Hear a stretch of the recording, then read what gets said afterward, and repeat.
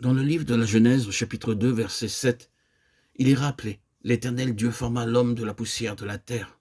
Il souffla dans ses narines un souffle de vie, et l'homme devint un être vivant. L'homme a d'abord été tiré de la terre, et selon le second livre des Chroniques, au chapitre 4, verset 17, il nous est rappelé que le roi fit fondre les reins dans la plaine du Jourdain, dans un sol argileux. Les reins nous parlent du jugement.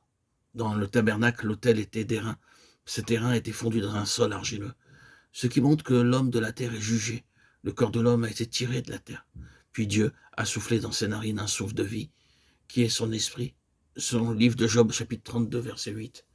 En réalité, dans l'homme, c'est l'esprit, le souffle du Tout-Puissant, qui donne l'intelligence. Dans le livre de Zacharie, chapitre 12, verset 1, « Ainsi parle l'Éternel, qui a formé l'esprit de l'homme au-dedans de lui. » Ce souffle est donc l'esprit de l'homme. L'esprit se compose de 3 parties.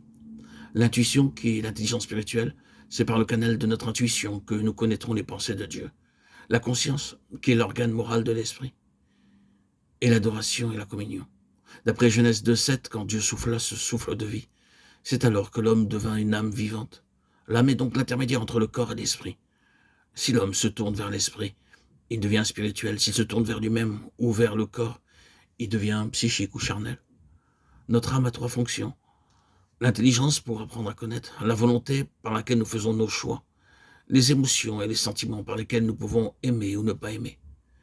Dieu a constitué l'homme de manière à ce qu'il soit son collaborateur. Il lui a donné un esprit pour qu'il puisse le connaître et travailler avec lui.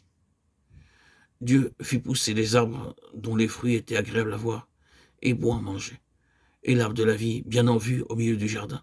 L'homme pouvait choisir. C'est là qu'apparaît toute l'importance du choix qui nous permet d'atteindre le but ou non. Cela ne dépend pas de Dieu, mais de chacun de nous.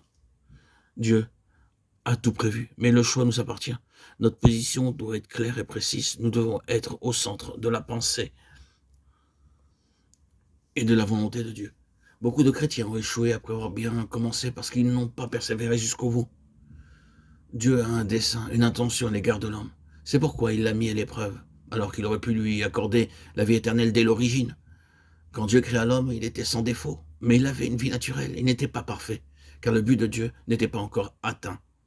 Il serait devenu parfait en recevant la vie éternelle, et Dieu avait entrepris son éducation afin de faire de lui un fils. Il a donc été testé, mis à l'épreuve. C'est ce qui a fait l'objet du chapitre 3 du livre de la Genèse, versets 1 à 7. Le serpent était le plus rusé de tous les animaux des champs que l'Éternel Dieu avait fait. Il dit à la femme: Dieu a-t-il réellement dit, vous ne mangerez pas de tous les arbres du jardin? La femme répondit au serpent: nous mangeons du fruit des arbres du jardin, mais quant au fruit de l'arbre qui est au milieu du jardin, Dieu a dit: vous n'en mangerez point, et vous n'y toucherez point de peur que vous ne mouriez. Alors le serpent dit à la femme: vous ne mourrez point, mais Dieu sait que le jour où vous en mangerez, vos yeux s'ouvriront, et que vous serez comme des dieux, connaissant le bien et le mal. La femme vit que l'arbre était bon à manger, agréable à la vue, et qu'il était précieux pour ouvrir l'intelligence. Elle prit de son fruit et en mangea.